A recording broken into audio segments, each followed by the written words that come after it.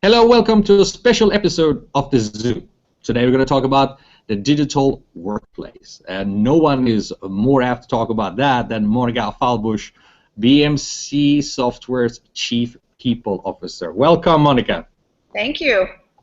And away from Wales on a Friday night is the new Irish poet laureate, Chris Frickson. Welcome. Every week I get a new title. I love it. What is a digital workplace?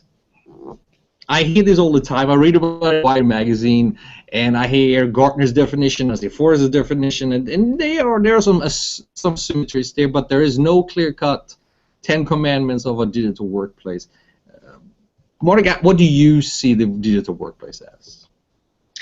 I think it's a good question, but for me what the digital workplace means is really is the company and are the employees really leveraging technology in a way that they collaborate differently? So not just doing the work of the work, engineering or coding, but really using technology in ways to communicate, collaborate, look at data in different ways.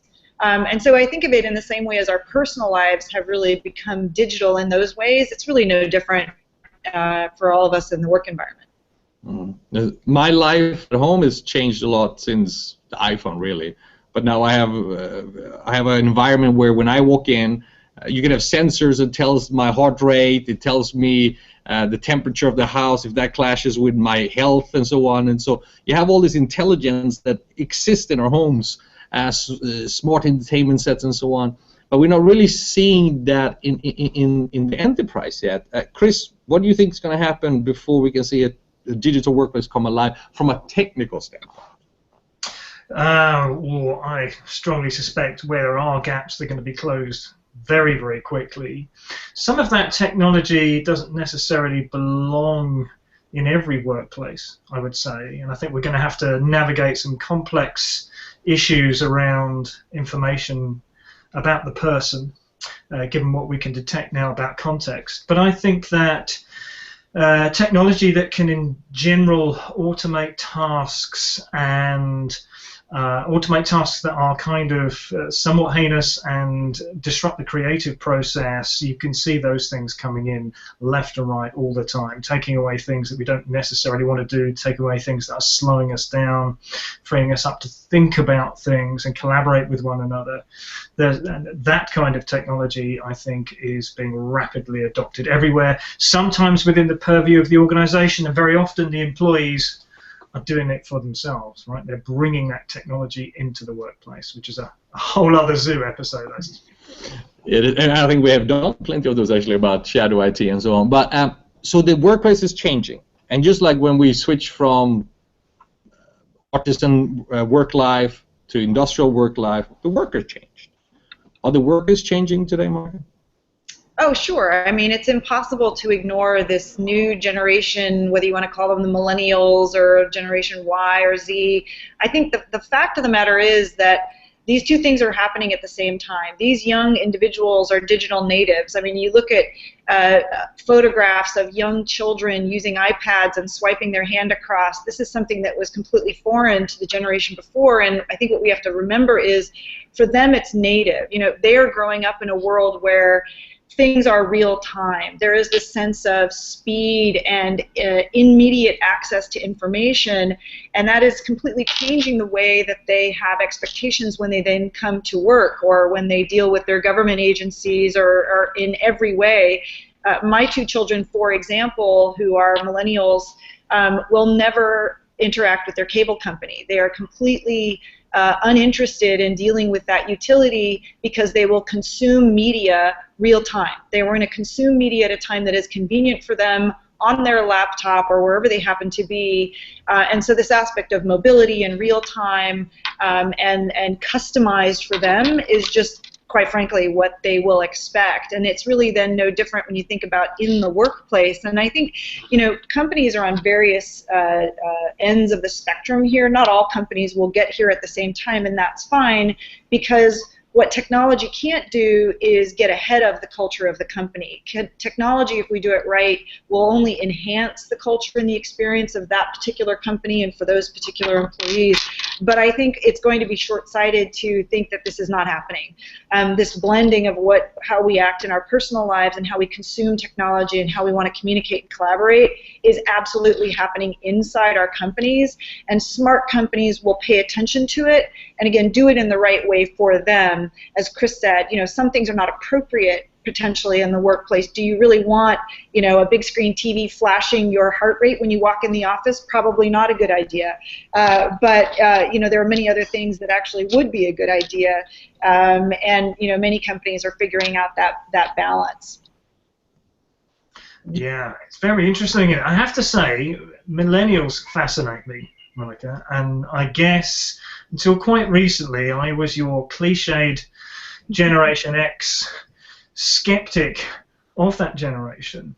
But I think I'm wrong, and I think the reason I'm wrong, and I think that I've got it all backwards, is in recent times I've had an opportunity to meet some of that millennial intake into our own organization and also in our customer organizations, and I've been actually humbled by and had some of the assumptions that I made somewhat overturned, and it would be great to get your take on what millennials are all about. Well, clearly I'm an expert on millennials because I have two of my own, so I am now an authority on the topic. And here's what I would say, in all kidding aside, although I do have two children, 20 and 25, but I've had the benefit of working with a lot of young people in my time in retail and certainly in high tech. And I would say that this generation is, you could choose the word either mischaracterized or misunderstood or both, but here's what I would say. Typically they get painted with this brush of narcissism and it's all about them, and if I'm honest, a lot of that is true. It is a true statement, and what social media has done is it's really amplified this apparent need to be seen and recognized and liked, and this oversharing that I think our generation might perceive of them. So let's just say that that's true, but I think then people take that to the next level and say, well, they're, that narcissism or that approach comes into the workplace, and I have to say I have not seen that. What I find with the millennial population and these young people today is they will teach our generation and others a lot about values. They have more respect and honor their personal value system, I think, more than any other generation. And what that means to companies is we must pay attention to our brand, because think about it, today if I'm going to join a company, I don't just take a leap of faith. I can go on multiple sites to look at reviews of your company. I'm going to talk to my trusted network, and I'm going to get a sense of your brand in a very deep way from these trusted advisors.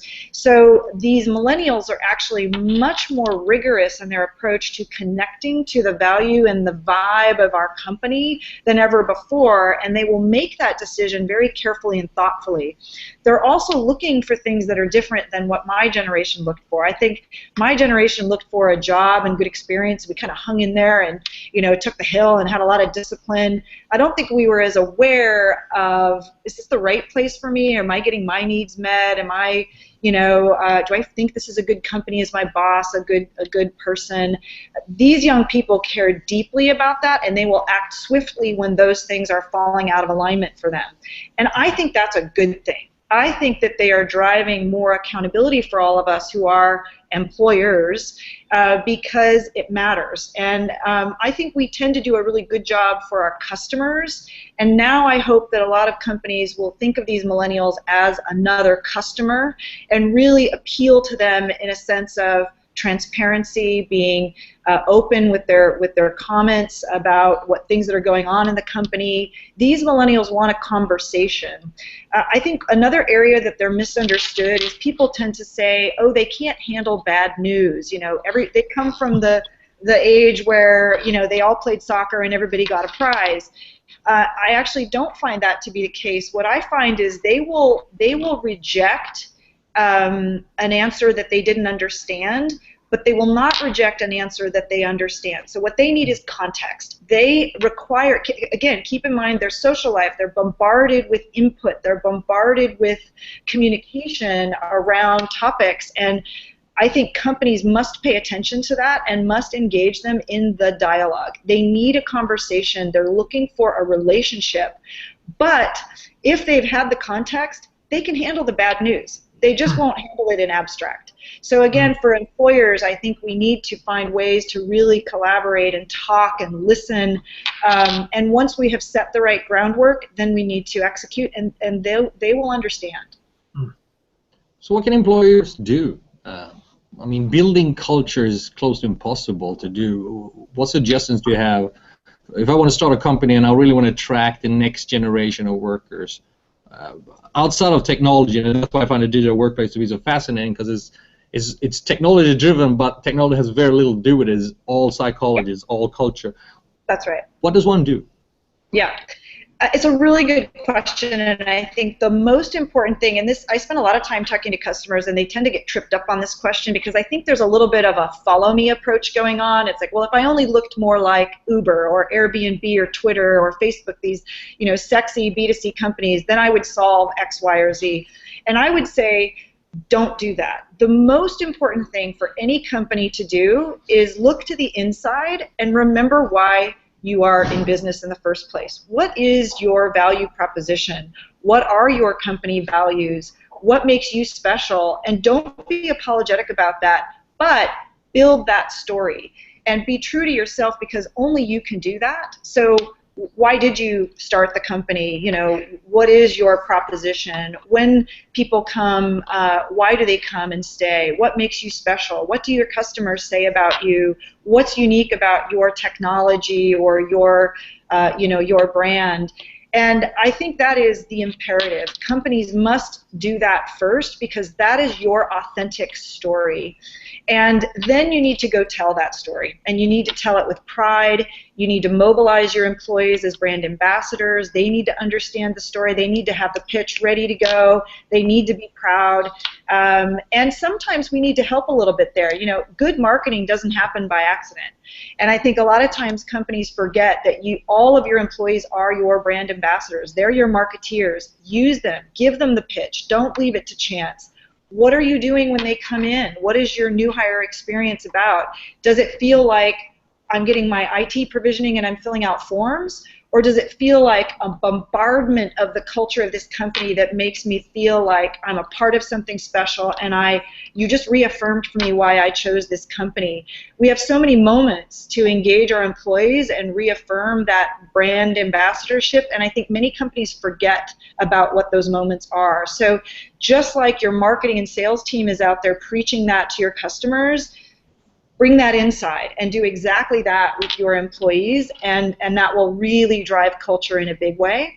And the other thing I would say, and it's important I think for every company, but in particular for tech companies, is the most important thing you can do to drive culture is use your products. Love your products. And so I'm just a huge believer in the more we use and love our products, the more it's easy for me to talk about them. And when I'm having a beer in a bar, to say, oh my gosh, let me show you on my phone my IT. You know, here's why it's so cool and amazing. I really, it's part of why I came to BMC, is I think we have an opportunity to do more of that. And so I look forward to doing that. I do have my IT on my phone too, so. You better have my IT on your phone.